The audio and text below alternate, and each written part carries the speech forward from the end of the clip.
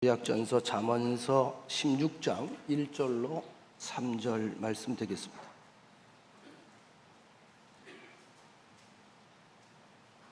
잠언서는 구약 성경 가운데 지혜문학서에 해당하는 책입니다. 잠언서 16장 1절로 3절 길지 않습니다. 그러나 굉장히 유익하고 아주 우리에게 대단히 큰 힘이 되는 말씀이기 때문에 한 목소리로 보려고 합니다. 16장 1절로 3절 함께 봅니다. 시작.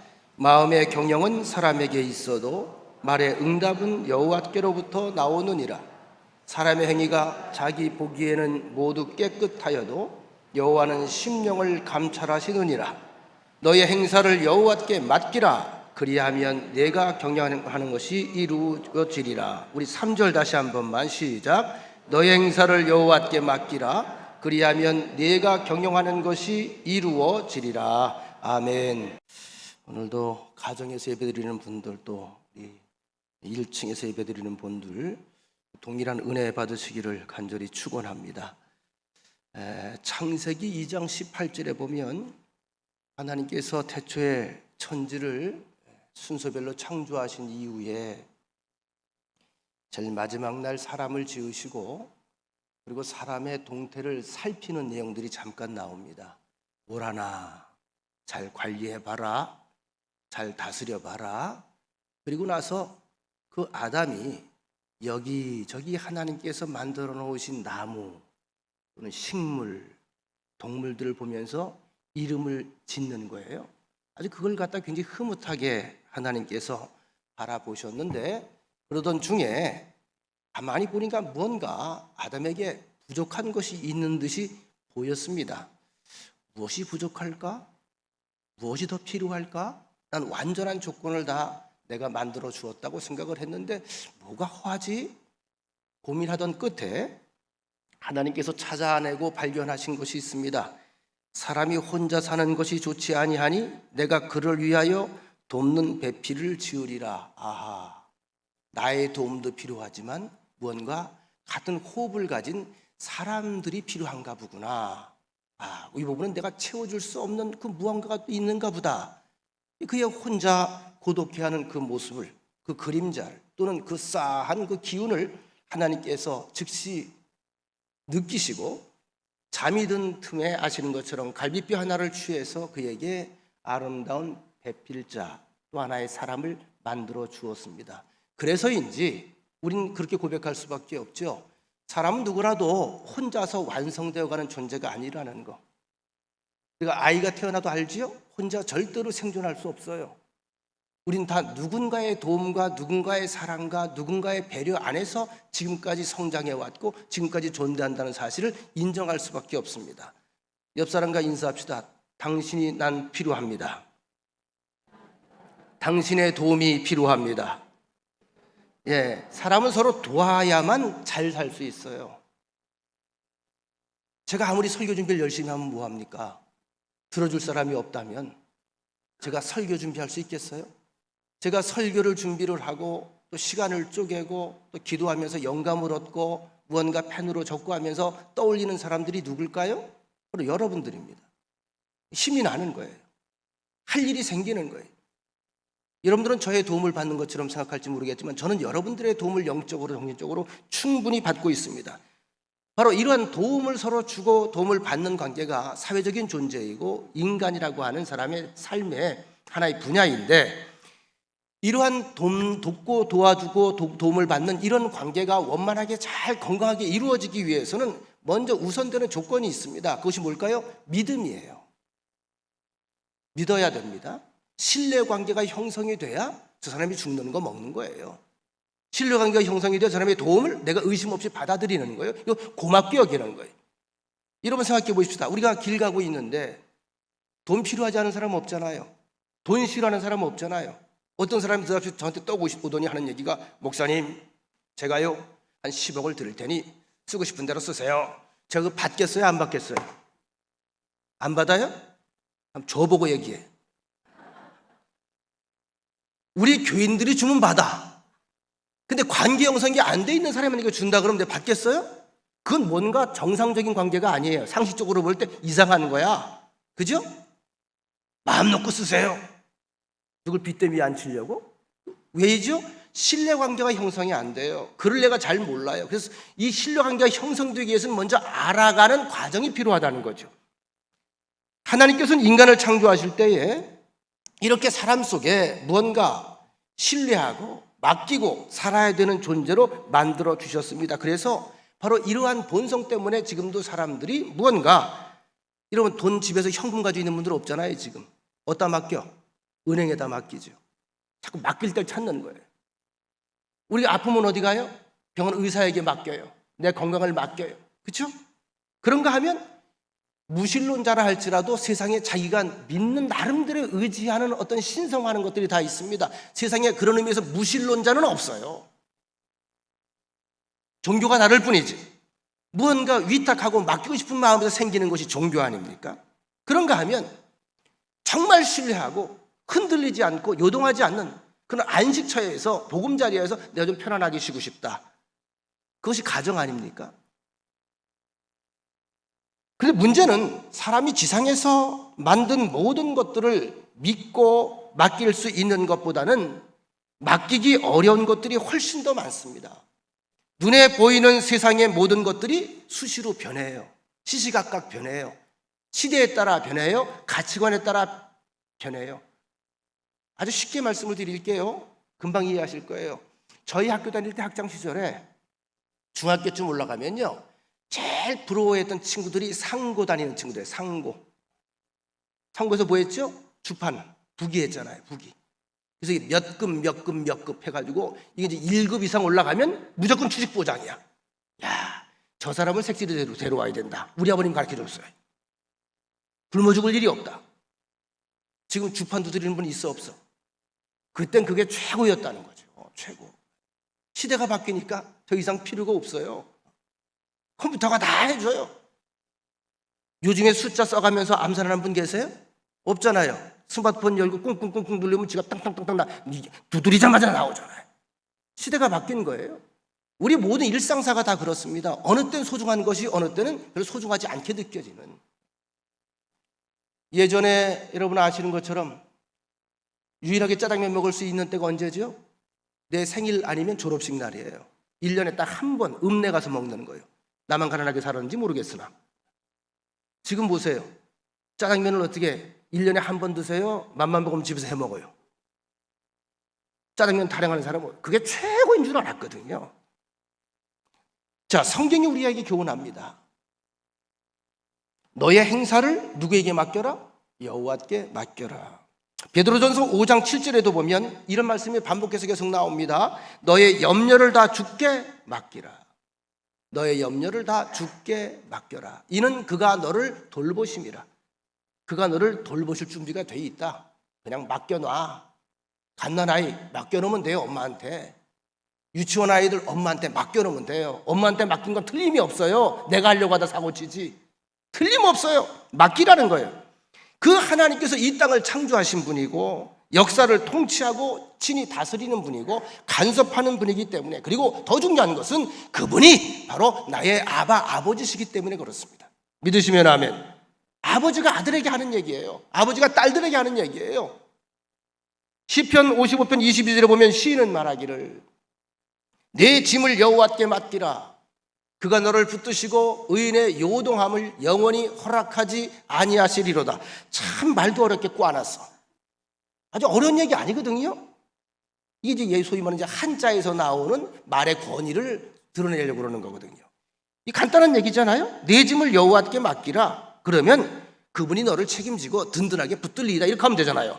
그가 너를 붙드시고 의인의 요동함을 영원히 허락하지 아니하시리로다. 요동함을 허락하지 않는데 요동치지 않게 하겠다는 거야. 뭐 이렇게 어렵게 해. 꽉 붙잡으시리라 이렇게 하면 되지. 그죠? 자, 이 맡긴다라고 하는 말이 참 중요해요. 오늘 말씀의 핵심은 맡기는 겁니다. 따라합시다. 맡김. 이 맡긴다는 게 뭐죠? 놔버린다는 거예요.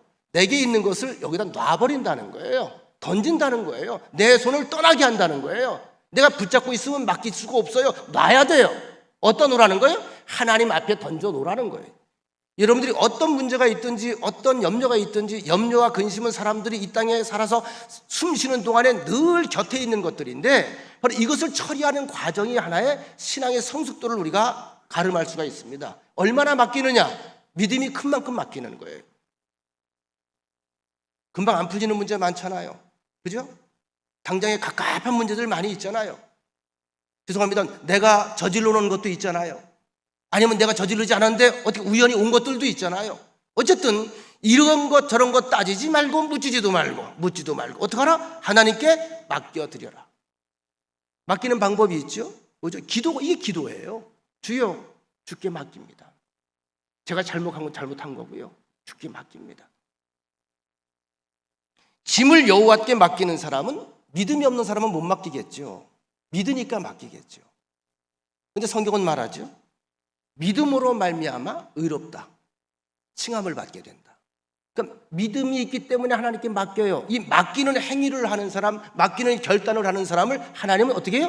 의롭다라고 말해줘요. 아, 네가 나를 믿는구나. 네가 믿음 안에 있구나. 그래? 넌 이제 의로워지기 시작하는. 이게 의거든요. 그러면 그 의는 어떻게 하겠다는 겁니까? 하나님께서 영원히 흔들리거나 요동하지 않도록 굳게 붙잡고 책임지겠다고 하는 말씀이에요. 여러분들과 저는 하나님께서 책임지는 인생인 줄로 믿으시기를 바랍니다. 지금 아마 환경오염이 굉장히 심각하죠. 전 세계적으로. 남극에 뭐 얼음이 녹고, 그죠? 그래서 빙하가 자꾸 녹아가면서 막 그냥 물이 많이 유입이 되고 수면이 자꾸 높아지면서 네덜란드 같은 경우는 비상이 걸렸어요. 거기 수면보다 땅이 얕거든요. 전 세계적으로 지금 기후가 변화가 굉장히 심각해집니다. 환경이 굉장히 위기에 지금 처해 있습니다. 여러분, 그런데 이것보다 더 심각한 게 있죠. 이 모든 환경 오염이 어디서 나왔죠? 환경이 저절로 망가졌습니까? 그건 아니에요. 바로 사람들이 가지고 있는 내 속에 있는 것들이 탐욕이 되어서 바깥으로 표출이 되면서 이 모든 사실은 결과물로서 세상이 망가져가고 있는 거예요. 그래서 하나님이 사람에게 그렇게 유난히 집착을 합니다. 사람이 잘 살면 세상은 건강해져요. 사람이 망가지니까 세상이 같이 망가지는 겁니다. 우리가 지니고 있는 온갖 걱정이나 염려나 고민과 근심들 이것도 역시 우리 인생 쓰레기들입니다. 이거 여러분들 처리하지 못하면 내 속에서 이것이 나를 갉아먹어요. 내 인생을 부패시켜요. 여러분 생각해 보세요. 제가 어느 친구하고 그런 얘기를 한 적이 있는데 이제 나이가 이제 60이 가까이 되다 보니까 가끔 친구들 모임, 목회자들이죠. 모임 가서 가끔 1년에 한두 번 모일 때 가보면은 한 20년 동안 못 봤던 친구들 또는 30년 동안 못 봤던 친구들 또는 신학교 졸업한 이후에 못 봤던 친구들도 있어요. 외국 나가서 이제 목회하다 들어오는 친구들. 그러면요, 한 35년 됐나요? 거의 40년 돼가죠. 35년? 서로 보고 누구세요? 그러는 사람들이 있어요. 옛날에 모습이 하나도 없어. 근데 머리는 빠졌죠? 머리는 또 허옇죠? 쪼글쪼글하죠? 난 저보다 한 10년 선배인 줄 알았어. 우리 선배가 있는데 전부 없는데 몇 학번이세요? 그랬더니 야야 나야 나. 친구더라고요. 친구. 말은 못하죠. 제가 너 이렇게 사갔어 이렇게 하고 싶은데 그렇게만 말하면 안 되니까. 그 얘기는 뭐죠? 고생했다는 얘기. 이 말씀을 드리려고 그래요. 여러분, 고생은 비슷하게 해요. 그런데 비슷한 고생 가운데 이 고생의 덩어리들, 염려 덩어리들, 근심 덩어리들 다 비슷하게 만나고 살잖아요. 이걸 어떻게 빨리 건강하게 처리해내느냐에 따라서 그 사람의 건강의 척도가 달라지는 겁니다. 제가 우리 교인들 지금 얼굴을 쭉 훑어보니까 다들 괜찮게 살았어. 처리 잘하고 살았어. 빨리빨리 싸버려. 자꾸 모아뒀다 똥 되면 어떡할 거예요? 그냥 뱉어버려. 어디다 뱉어? 우린 뱉을 때가 있잖아요. 만인의 블랙홀이 있잖아요. 하나님 앞에 가면 처리 못할 문제가 없습니다. 세상엔 이게 처리할 게 없어요. 처리할 때가. 오늘 성경이 다시 말합니다. 하나님께 맡겨라. 모든 행사를. 이건 되고 이건 안 되고가 아니고요. 모든 행사를 종합적으로 모든 행사를 하나님께 맡겨라. 눈이 번쩍 뜨이잖아요. 기도는 하나님과 대화하고 하나님과의 영적 소통을 통해서 그분의 뜻을 아는 동시에 내 안에 있는 모든 행사를 하나님의 손에 맡기는 행위가 기도입니다. 그래서 여러분, 기도 끝나고 나면 발걸음이 좀 가벼워져야 돼요. 기도하면서 바리바리 문제를 다 풀어놓고 끝나고 다시 머리에 들쳐입고 가지 말고 던져놓고 가요. 던져놓으라는 거예요. 그 하나님 편에서 얼마나 딱하겠어요. 다 기도를 해. 주여, 이 문제 10가지 수천 가지 문제가 쫙 내 앞에 쌓여져 있습니다. 그것이 인생이니라. 그래서 주님 이것을 해결해 주길 원합니다. 주님께 다 맡깁니다. 그래 아들아, 알았다. 그러면 이제 아유 하나님 아멘 감사합니다. 그리고 갔을 줄 알았는데 가만히 보니까 안 가고 자꾸 뭘 주소. 지가 맡겼던 거 도로 다 주워 담아. 하나님께서 얼마나 딱할 거예요. 지가 가져가 해결도 못 되는 건데.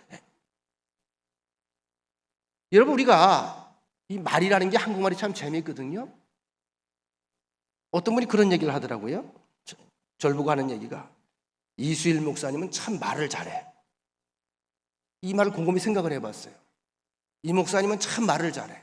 자, 요게요, 참 말을 잘하는 칭찬이야. 근데 이게 조금 단어 하나 바꾸면 욕이 되는 거예요. 이 목사님은 말만 잘해. 어때요? 기분이 좋을까? 기분 더러울까? 더러워. 자, 기도를 청산주처럼 잘하는 분이 있어요. 저 집사님은 참 기도를 잘해. 은혜스러워. 기도를 잘해. 은혜스러워. 하나만 바꿔봅시다.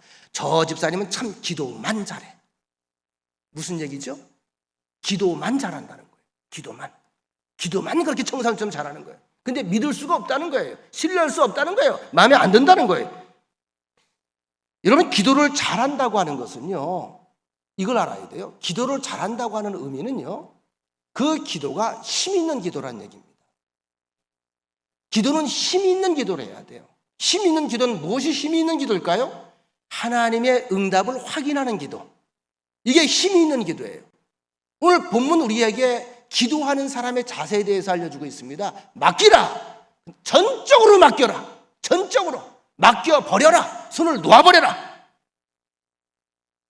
사도 바울은 말했습니다. 디모데후서 3장 5절에 보면 같은 말이죠. 경건의 모양은 있으나 경건의 능력은 부인하는 자. 자, 기도의 모양은 있는데 기도의 응답은 기대하지 않아요. 그러니까 기도 응답이 와도 응답인 줄 모르고 살아가는 거예요. 제가 늘 강조하죠. 불행이란 행복이 행복인 줄 모를 때 불행이 오는 겁니다. 오늘 행복이 행복인 줄 깨닫고 감사하는 사람에게 불행은 올 수가 없습니다. 범사에 여러분 감사하시고 행복이 행복인 줄 여러분 깨달으시고 고백하시기를 축원합니다.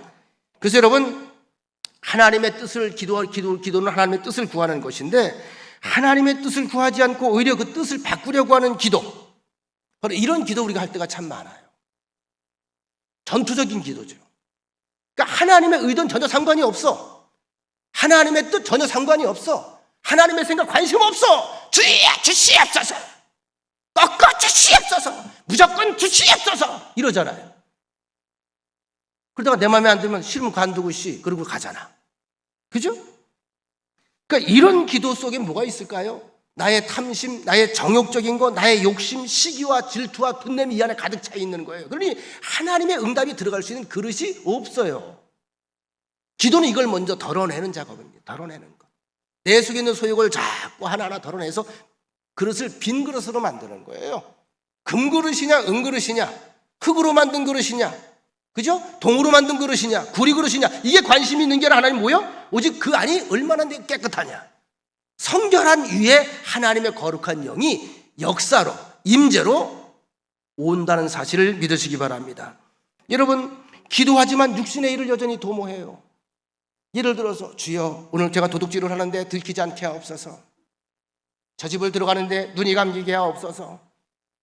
이 밤에 절대 잠에서 깨지 않게 하옵소서. 주여 믿습니다. 그리고 가봐. 이 기도 들으시면 되겠어? 안 되겠어? 안 되죠? 기도하지만 인격의 변화가 일어나지 않고 내 옛적 자아가 자꾸 그대로 살아나요. 자, 이런 사람들의 기도를 들으면 큰일 나요. 저도 그런 기도를 많이 들었거든요. 교회 목회하면서 교인들에게. 저보고 하는 얘기가, 신방관 목사님, 저 아무개 집사는요 벼락 맞아 칵 죽어버렸으면 좋겠어요. 그 사람 기도예요, 그게. 제가 언젠가 총 얘기했죠. 여러분, 기도한 대로 주께서 즉각 응답하신다면 우리 교회는 절반은 죽을걸? 이런 어거지 기도할 때가 얼마나 많아요, 우리가. 에? 기도하지만 용서가 일어나지 않아.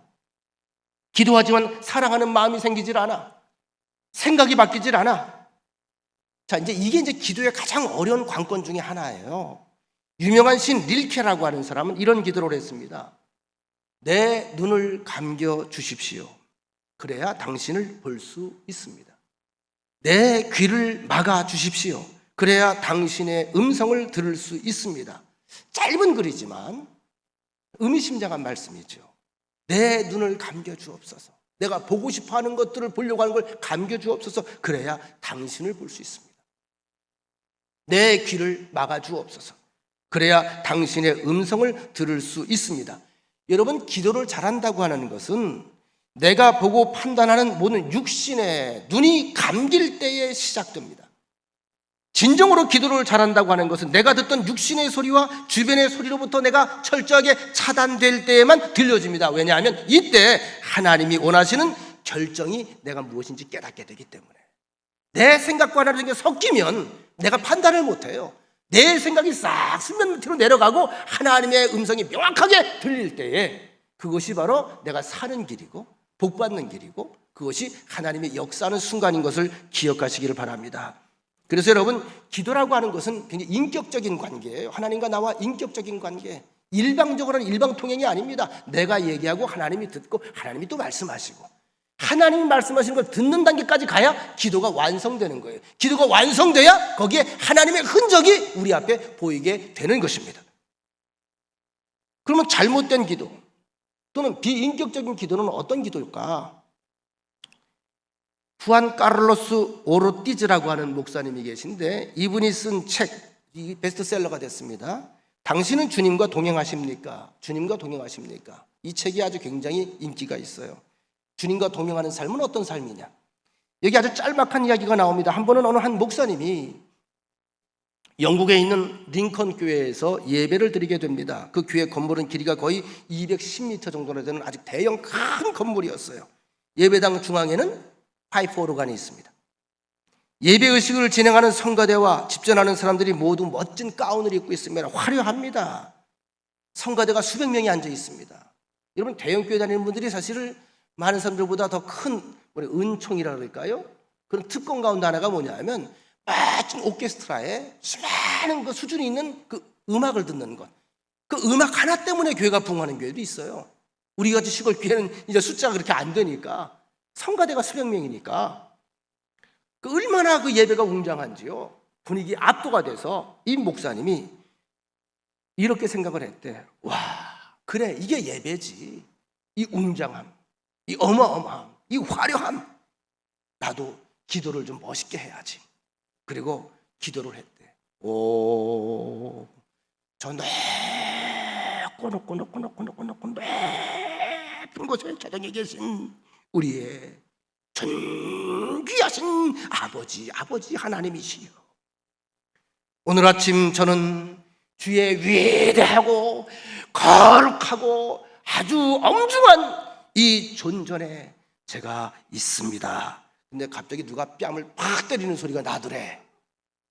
누가 때린 건 아닌데 순간 정신을 탁 차렸더니 이런 소리가 들리대. 닥쳐라 이놈아.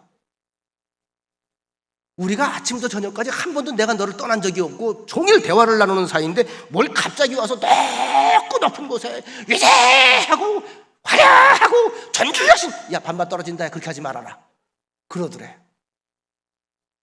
하나님이 제일 싫어하는 기도, 가식적이고 위선적이고 의식적인 기도. 여러분 그렇잖아요. 아버지와 아들 사이에 갑자기 아들이 왔어요. 박정노님 이제 아들이 왔는데 내가 와서 그래. 존귀하고 위대하고 존엄하신 거룩하고 감히 볼 수 없는 아바바바마마마마내심이여. 이래 봐봐. 뭐 대화가 되겠어? 대화 안 돼. 그냥 아버지 하면 되는 거지. 그죠? 엄마 그러면 되는 거지. 아빠 그러면 되는 거지. 괜히 앞에 의식이 많이 들어갈수록 가까운 사람이다, 먼 사람이다. 먼 사람이.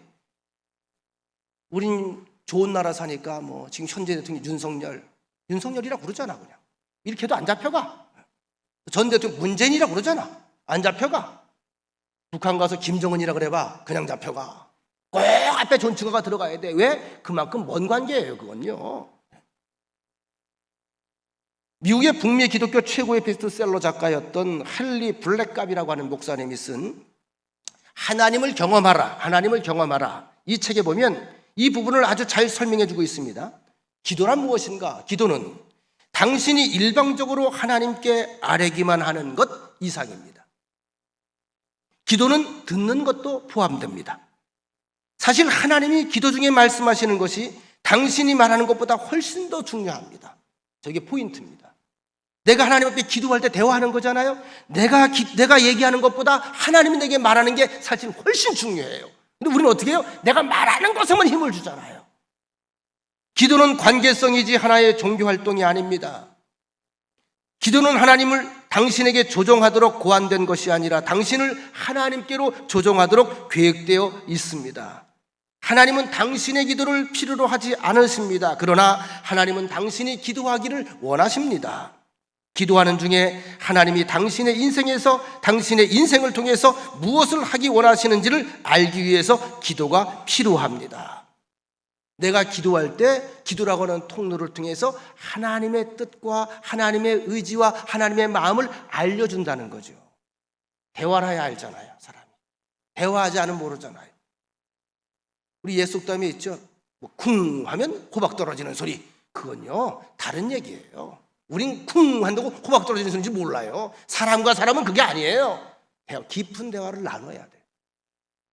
하나님과 우리도 마찬가지. 영적 대화를 내가 나눠야 돼. 하나님은 늘 나에게 귀를 기울이시는데 나는 너무나 귀가 어두워서 세상에만 관심이 많아요. 어쩌면 내가 하는 말보다 하나님이 내게 해주시는 말씀이 훨씬 더 많을지도 몰라요. 내가 못 듣는 것뿐이지.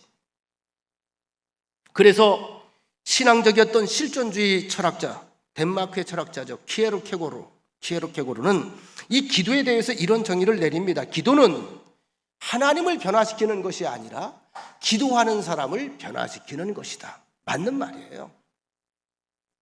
늘 기도에 힘쓰고 기도의 자리에서 기도의 시간이 자꾸 늘어가는 사람은요, 걱정할 게 없어요. 저절로 자꾸 바뀝니다. 그 사람이 바뀌어요.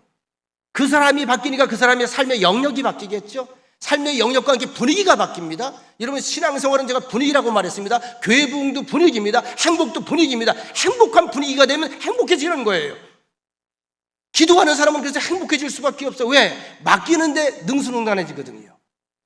뭘 맡겨야 될지 알거든요. 그리고 하나님의 음성을 들을 줄 알거든요. 그러면 잘못된 길로 갈 일이 없죠. 다시 한번 강조해서 반복합니다. 기도의 완성은 하나님께 우리가 일방적으로 내가 얘기하고 떠들므로 끝나는 것이 아니라 하나님의 음성을 듣고 우리가 반응하는 순종까지 포함해서 기도가 완성되는 거예요. 따라합시다. 기도는 전적인 위탁이다. 전적으로 다 드리는 거예요. 다. 마음대로 하세요. 하나님 마음대로 하세요. 마음대로 하세요. 우리가 의사 앞에 가서 수술할 때 어떻게 하죠? 먼저 뭐가 필요하죠? 신뢰입니다. 염려하지 마세요. 잠시면 끝납니다. 날 벌거벗게 진짜 그냥 면목 내놓고 그냥 있는 거 아니에요? 전적 위탁하는 거예요. 살든지 죽든지. 근데 의사들이 하는 얘기가 있어요. 의사를 믿는 것만큼 마음이 안정이 된다는 거예요. 마음이 안정이 된 것만큼 수술 효과가 좋다는 거예요. 여러분, 야곱과 얍복 강가의 기도 잘 아시죠? 형이 자기를 죽이러 온다는 얘기를 듣고 다급하니까 자기가 가지고 있는 가축 먼저 보내고 종들 먼저 보내고 형한테, 그죠? 앞서가라 그러고 마지막엔 야곱이 참 집요한 사람이야. 가장 사랑하고 아끼는 거 빼놓고 다 앞으로 다 던져놔요. 이때 먼저 던져진 사람들은 기분 좋을까 기분 더러울까? 이 생각도 우리가 해봐야 될 거 아니야. 죽어도 니들 먼저 죽어도 된다는 거죠. 제가 잘 소중하게 여기는 것만 자기가 자기 옆에 놓고 얍복 강가의 기도가 시작이 되지요. 우리가 그 결과를 압니다. 얍복 강가의 기도 이후에 누가 변화되어 가기 시작했습니까? 이곳에서 야곱에게 들려진 응답은 뭘까요? 하나님은 딱 한 가지 약속하셨어요. 이전에 내게 약속했던 것처럼 내 일생에 내가 변함없이 너와 함께 하겠다. 이거 한 가지예요. 이건 이미 그가 베델에서 이미 들은 거잖아요. 아브라함에게 들려주셨던 이야기고 이삭에게 들려주셨던 말씀 그대로 들려주는 거예요. 내 평생에 내가 너와 함께 하리라. 너와 동행하리라. 너를 떠나지 아니하리라. 이것이 여러분의 또 저의 말씀인 줄로 믿습니다. 그리고 그 약속은 완전하게 이루어졌습니다. 완전하게. 그 사시나무 떨도 수시로 흔들리고 수시로 변덕을 걸고 수시로 불안해하고 조조해하는 야곱의 일생, 파란만장한 일생 가운데 하나님은 요지부동입니다. 끝까지 어디가 처박히든지 어디 있든지 변함이 없이 그를 돌보셔서 12지파를 만들어내시잖아요. 누가 바뀌었죠? 이 안에서 결국 야곱이 바뀌었습니다.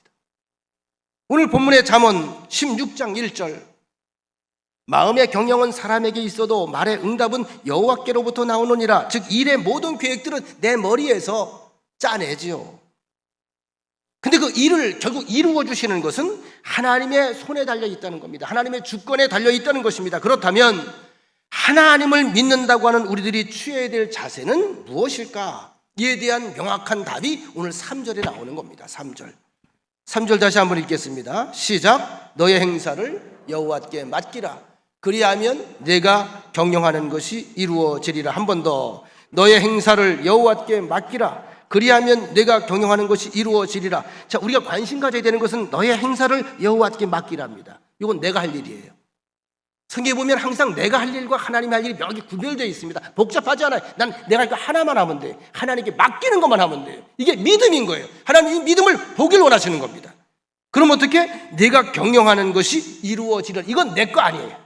이건 하나님이 하시는 일입니다. 나는 맡기는 거고 그걸 만드시고 종합해서 선을 만들어 가시는 것은 하나님의 역량이고 하나님의 세계라는 거죠. 믿으시면 아멘. 기도란 뭐다? 우리의 모든 것을 하나님께 맡기는 거다. 어떤 삶의 일부분이 아니라 우리의 모든 영역을 맡기고 그분의 경영하심을 믿고 의지하고 기대하는 것이 이것이 신앙생활의 하나의 과정입니다.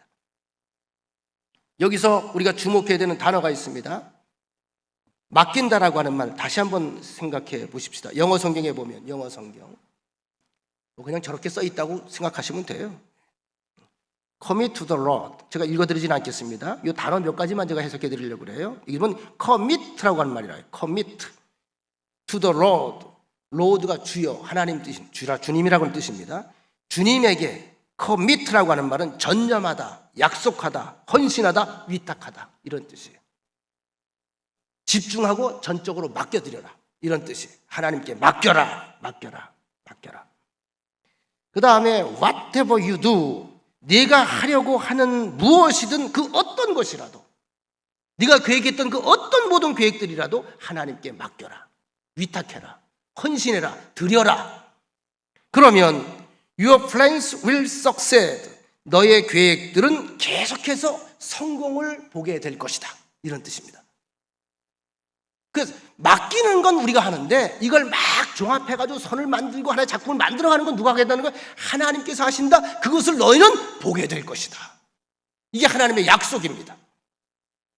실제로 하시는 것처럼 이스라엘 백성들이 모세가 출애굽시킬 때에 모세는 하나님의 이 말씀을 초질과 믿고 의지한 결과 백성들은 사실을 보고 느꼈지만 모세는 느끼고 보았죠. 이게 백성과 모세의 차이입니다. 모세는 알고 보았고 백성들은 본 뒤에 놀랐어요. 중요한 것은 백성들은 계속 보고 놀랍니다. 놀라고 잊어버립니다. 그러니까 다시 원망의 자리에 또 가는 거예요. 모세는 어떻게 해요? 계속 기대감 가지고 미리 그 세계를 봅니다. 미리 압니다. 그 열어놓으니까 감사와 찬양만 하는 거예요. 앞서가는 거죠. 유진 피터슨의 메시지 버전에 보면 이 구절이 보면 이렇게 되어 있습니다. 하나님을 내 일의 책임자로 모셔라. 그 내 일의 책임자로 모셔라. 그러면 계획한 일이 이루어질 것이다. 아멘 하면 참 좋을 텐데.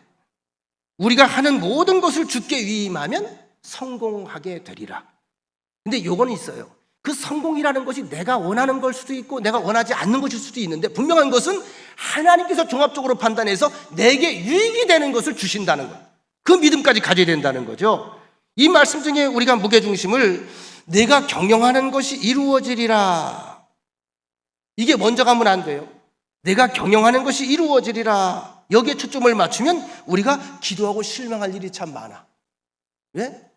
난 이걸 원하는 거 아니야, 이거. 이 답을 놓고 하나님께 달라고 그러잖아요.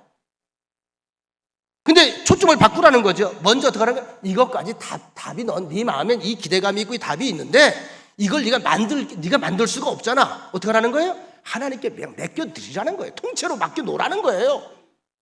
맡겨놔라. 그러면 이 일을 만들어가고 계획하고 꾸미고 뭔가 새롭게 창조해내는 이 모든 일들을 하나님께서 하신다는 거예요. 그 과정 전체를 믿으라는 거거든요. 여러분, 기도는 단순히 우리의 기도를 하나님께 기대를 아뢰는 것이 아니라 기대의 결과조차 하나님께 완전히 위임하는 겁니다. 이러면 기도가 훨씬 힘이 있어져요. 왠지 아세요? 하나님께서 이 기도에 어떻게 응답하실까? 이 문제를 하나님께서 나는 이렇게 풀기로 하는데 어떻게 풀어가실까? 여러분, 실제로 제가 가끔 자주 드리는 예지만 요셉 같은 경우 보세요. 쉬운 예. 성경 전체를 보면서 이것을 내 것으로 가져와야 돼요. 요셉이 형들에게 17세의 나이에 배신을 당합니다. 그죠? 생각지도 못했어요. 청천벽력 같은 얘기입니다. 말도 통하지 않는 곳에 노예로 끌려갑니다. 얼마나 한참 예민한 때겠어요. 17세니까. 그때 끌려가요. 그 상심과 그 상처와 그 절망감. 우리 훗날의 이야기를 알고 있죠? 13년 동안 노예하고 종살이하고 억울하게 옥살이하고 누가 14년 동안 정치에 매진해가지고선 국무총리가 됩니까? 하루아침에 국무총리의 자리에 들어가는데 국무총리가 되자마자 그 대국에 어떻게 여기저기 끼우뚱거려요? 아니면 아주 너끈하게 해결해요? 너끈하게 해결합니다. 모든 애국 사람들의 존경을 받습니다. 추앙을 받습니다. 자, 그러면 거꾸로 역발상으로 생각을 해봅시다.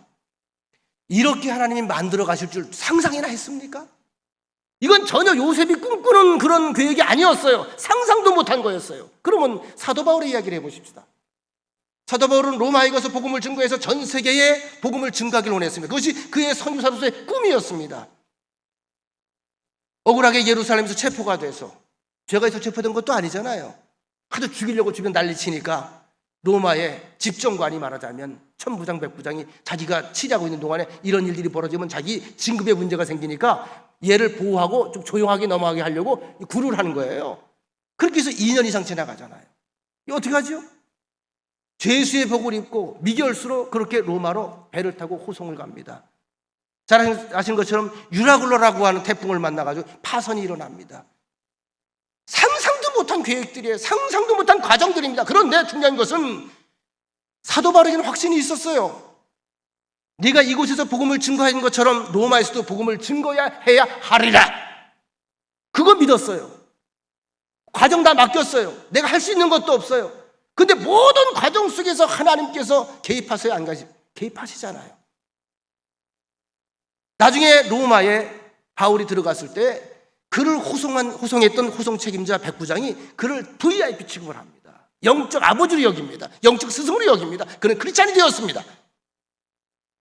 그래서 기도의 위력을 아는 사람들은 늘 뭐예요? 벌렁거리는 가슴이 있는 겁니다. 왜? 하나님께서 어떻게 이 문제를 만들어 가실까? 어떻게 풀어 가실까?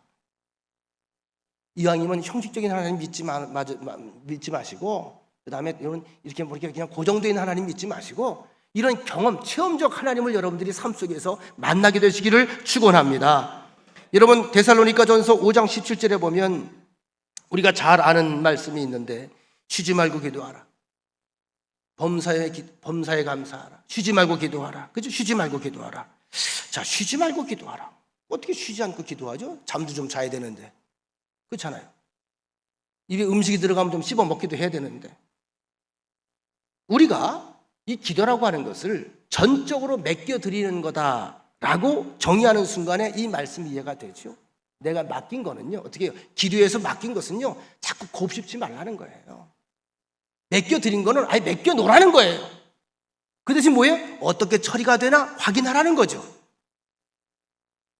기도는 우리 삶의 모든 영역에서 일어나는 일에 관계가 있습니다.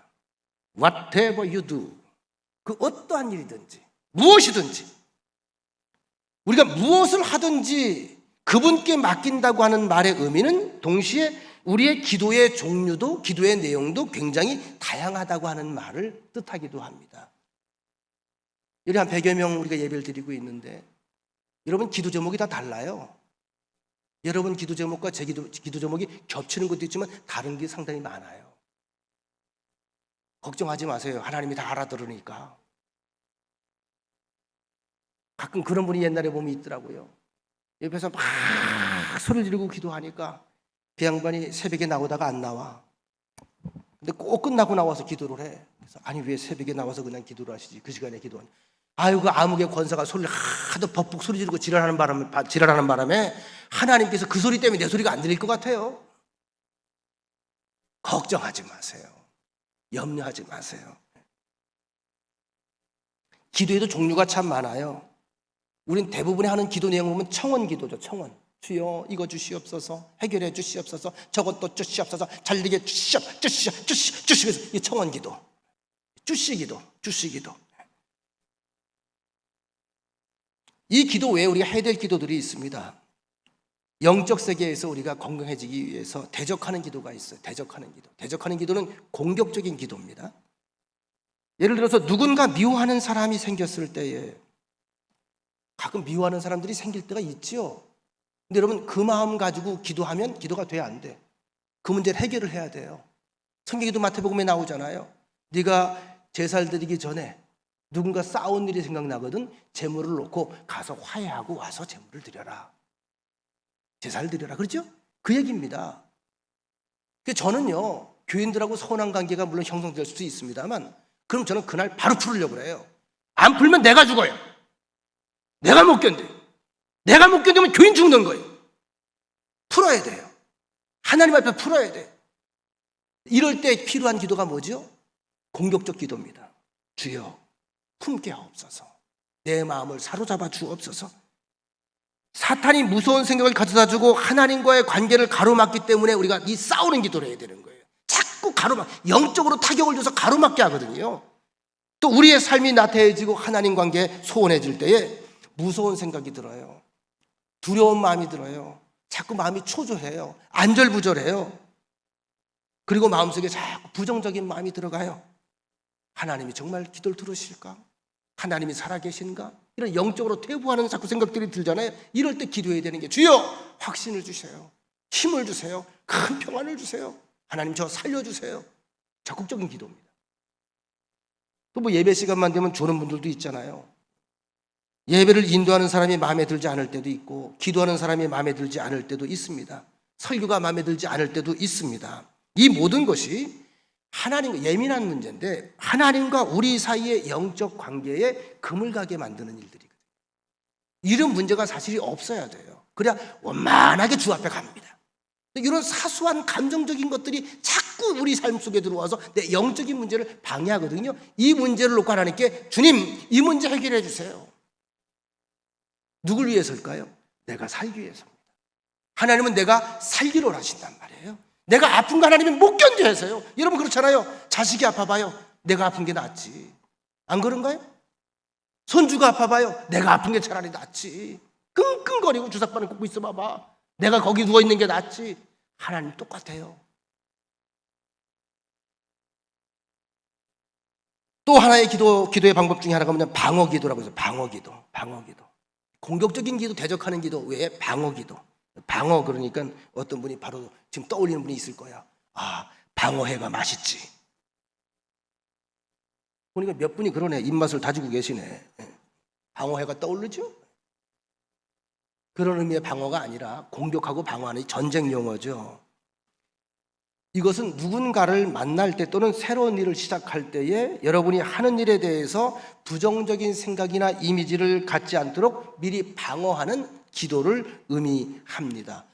예를 들면 저 같은 경우에 밑에서 목양실에서 예배 드리러 올라오기 전에 잠깐 하는 기도가 있어요. 하나님 오늘 우리 교인들 마음이 평안하게 해주시고 오늘 예배를 통해서 다 속에 있던 문제가 후련하게 큰 평안 속에서 해결되게 해주시고 특별히 오늘 말씀을 통해서 은혜 받는 사람 삶이 변화되는 기적이 일어나도록 저를 사용해 주시옵소서.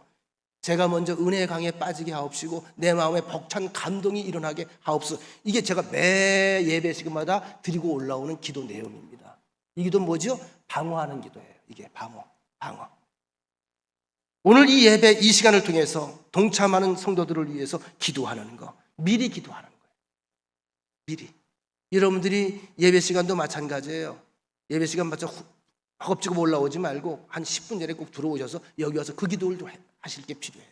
하나님, 성경도 미리 본문 찾아보고 하나님 오늘 필요한 말씀 주시고 깨닫게 하시고 내가 여기서 변화되어 변화의 흔적들이 우리의 삶 속에 그대로 연결되게 하옵소서. 이게 방어 기도입니다.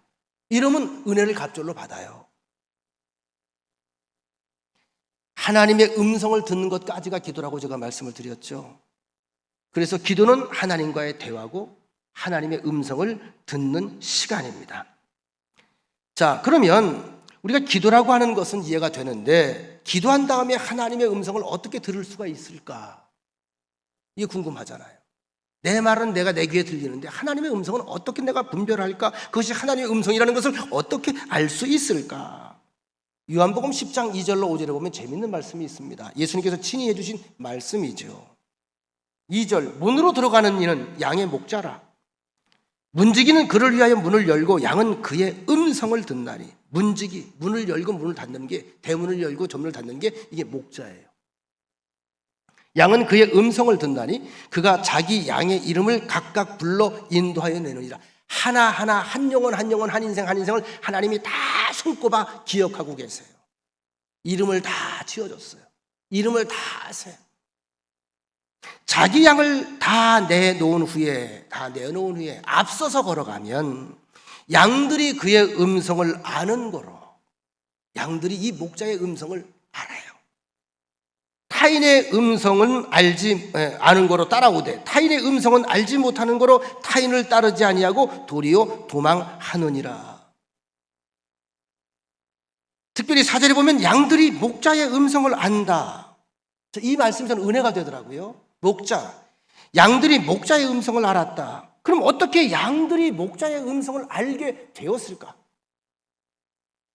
여러분, 제가 여러분과 전화통화를 하면 제가 전화한 줄 바로 알아요, 몰라요? 바로 알아요, 몰라요? 박 권사님, 제가 전화하면 거기 목사님이라고 쓴 걸 봐야 하는 거예요? 아니 목소리 듣고 대만 감 잡아요? 목소리 듣고 감 잡죠? 왜 잡을까요?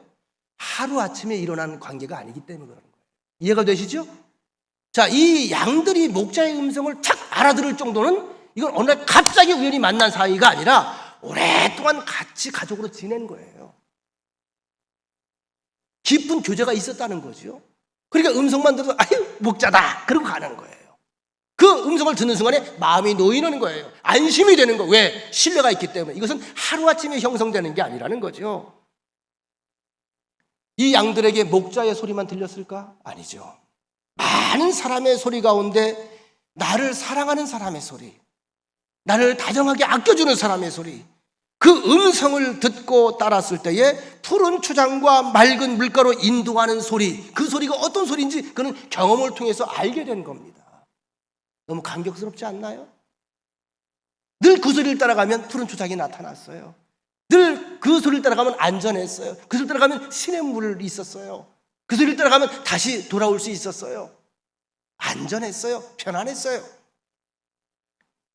사무엘상 3장에 보면 하나님께서 성전에 살던 어린 사무엘을 부르시는 장면이 기록되어 있습니다. 이 시대는 여러분 공부하신 사사시대의 끝자락 시대라고 보면 됩니다. 당시 얼마나 종교적으로 타락하고 사람들의 신앙이 땅에 떨어졌는지 사무엘상 3장 1절에 이런 묘사가 나와요. 아이 사무엘이 엘리 제사장 앞에서 여호와를 섬길 때에 그러면 이제 수종을 드는 거죠.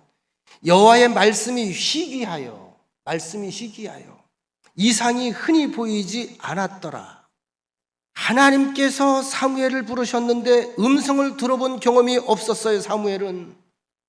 그래서 어떻게 해요? 무슨 소리지? 어머나 무슨 소리지? 사무엘아 사무엘아 누가 부르지? 처음 경험하는 거니까 놀래서 자다가 우리 제사장님이 나에게 시킬 일이 있는가 보다 이 새벽에. 그래서 불이 나게 엘리에게 달려갑니다. 저를 부르셨나요? 아니, 부른 적 없다. 네가 잠꼬대 하나 보다. 네가 꿈을 꿨나 보다. 그래요? 그리고 들어와도 잠을 자는데 똑같은 소리가 또 들려요. 놀랬어요. 다시 엘리에게 갑니다. 아니, 부른 적 없다니까 귀찮게 왜 그래? 또 왔어요. 자, 세 번째, 성경의 세 번째라고 하는 것은 항상 이야기하죠. 세 번이라는 얘기가 아니고요, 하나님의 뜻인 줄 깨달았을 때 세 번째 바로 갔습니다. 엘리 제사장이 비로소 똑같은 일이 자꾸 반복이 되니까, 없던 일이니까 그도 경험이 있잖아요. 일어나서 말합니다. 사무엘상 3장 9절.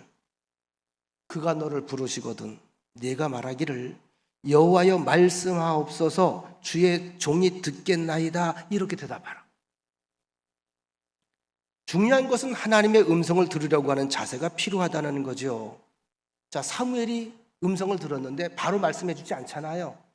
엘리가 가르쳐 준 대로 합니다. 사무엘아, 사무엘아.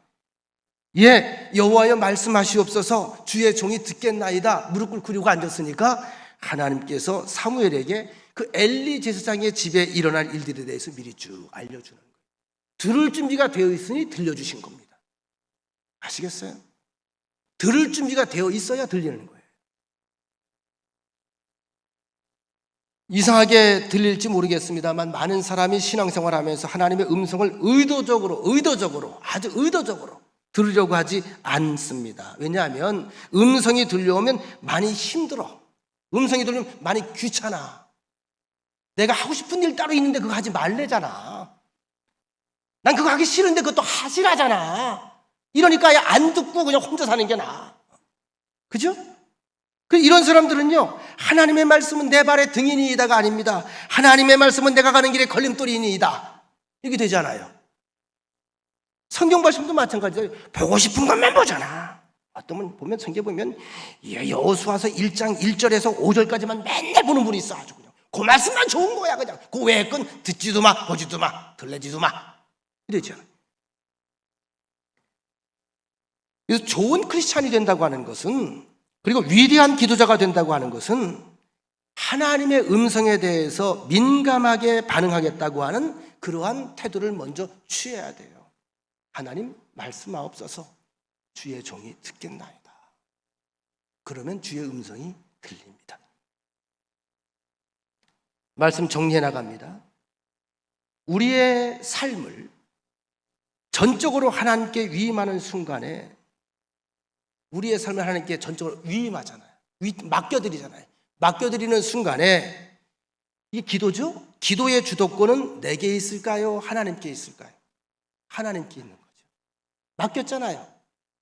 그러니까 내가 주권자가 되려고 하지 말고 하나님이 주권자로 계시도록 하라는 거예요. 이건 하나님으로 인정하는 행위입니다. 주여 말씀하옵소서. 주께서 해결하옵소서. 주께서 맡으시옵소서. 맡겨드립니다. 하나님을 하나님으로 온전히 인정하는 행위가 바로 이 위탁의 행위입니다. 사도 바울이 하나님의 은혜를 체험하고 나서도 고민이 있었나요? 없었나요? 있었어요. 그에게 끊임없이 솟아나는 육적인 생각과 소욕이 있었어요.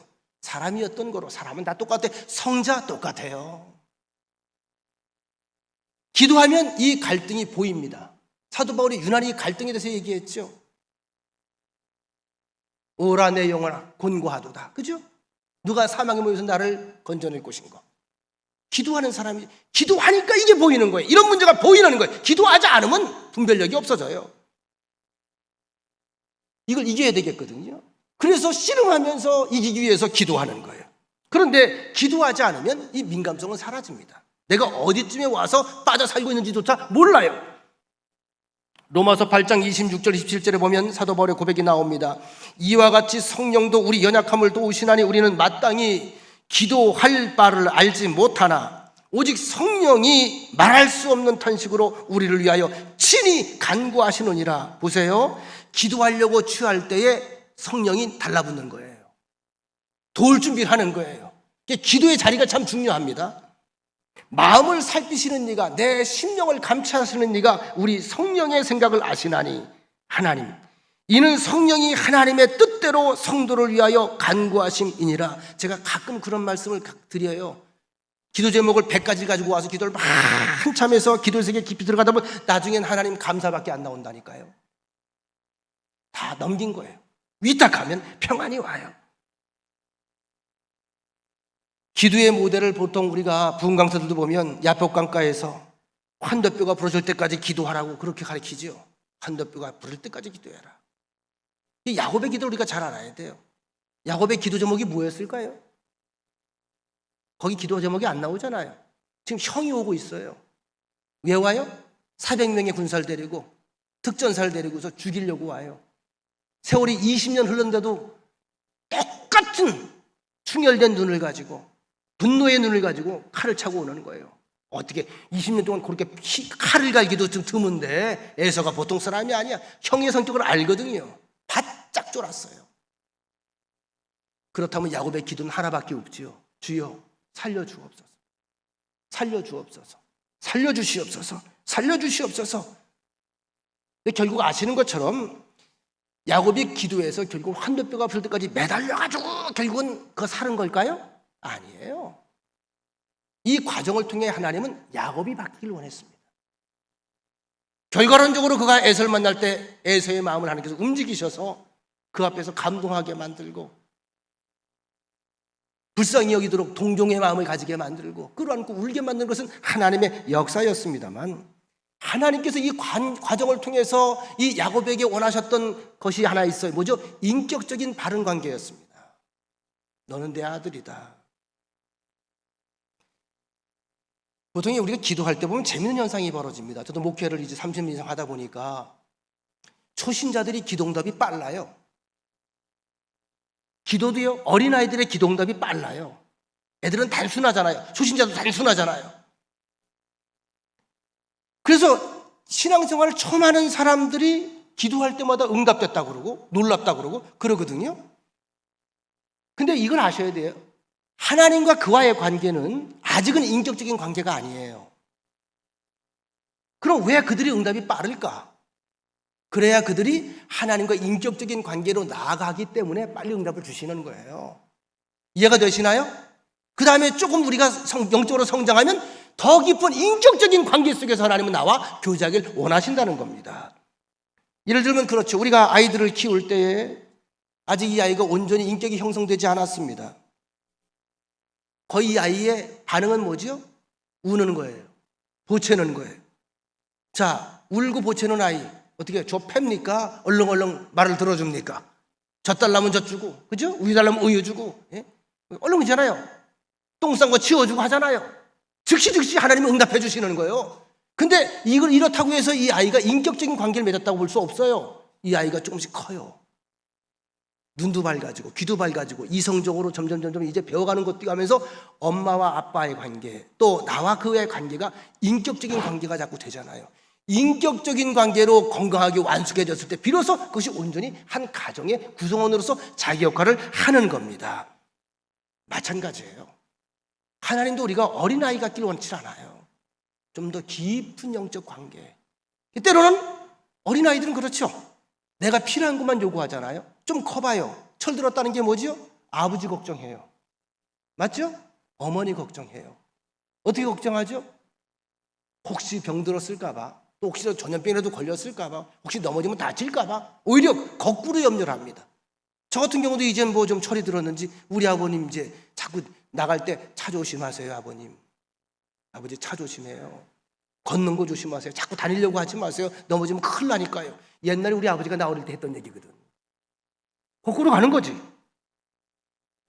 예수님께서 제자들과 3년 동안 공생의 기간을 지내시면서 많은 기적을 보여주셨습니다. 먹여주셨습니다. 오병이의 기적을 보여주셨고 친히 먹여주셨습니다. 또 많은 가르침을 주셨습니다. 그러나 부활하신 이후에 갈릴리 바닷가에 나타나셔서 그들에게 뭘 보여주지 않았습니다. 요한의 아들 시몬아, 네가 나를 사랑하느냐라는 질문을 던집니다. 이 얘기예요. 너와 나와 인격적으로 바른 관계가 형성되어 있느냐? 내 삶을 네가 알겠느냐? 이해하겠느냐? 그리고 십자가에 거꾸로 매달려 죽는 그 베드로의 순교할 것을 예언해 주시지요. 인격적인 관계가 형성이 돼야 내가 그 구실을 이 세상에서 잘 사명을 감당할 수가 있게 됩니다. 어린아이 때는 감당이 안 돼요. 그래서 사도행전의 역사는 성령을 체험하고 난 후에 초대교회는 수없이 많은 기사와 이적이 나타나지만 성숙된 그리스도인들이 요구되는 시점에서는 야고보서 기자를 통해서 기도의 다른 면을 우리에게 보여줍니다. 여러분, 초대교회 기적들 많이 나오죠? 훗날로 가봐요. 기적에 초점을 맞추지 않아요. 야고보서 4장 2절로 3절, 너희가 얻지 못하면 구하지 아니하기 때문이요.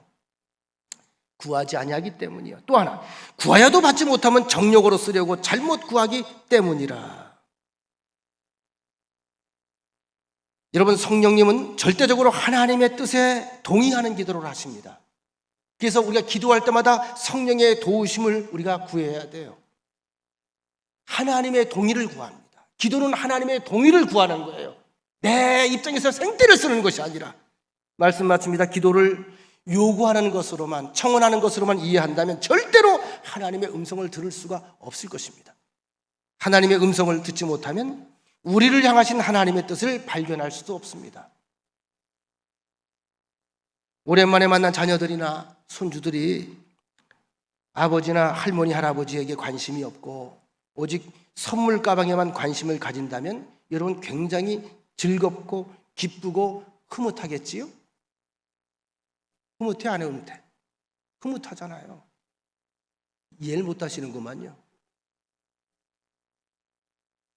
할아버지가 방문을 했어. 아버지! 그리고 할아버지가 들고 있는 가방을 확인을 해. 가방을 뺏어서 열어. 쳐다보면 할아버지 만만세! 그리고 지방으로 들어가. 자, 이럴 때 기뻐, 안 기뻐? 죄송합니다. 쓸데없는 질문해서. 기쁘지. 흐뭇하지. 그죠? 그거 좋다고. 그것 때문에 선물 또 사가잖아. 그것 때문에 선물 또 사가잖아. 근데 문제는요, 이게 어린아이 땐 상관이 없는데 얘가 이제 중학교 들어갔다 왔어.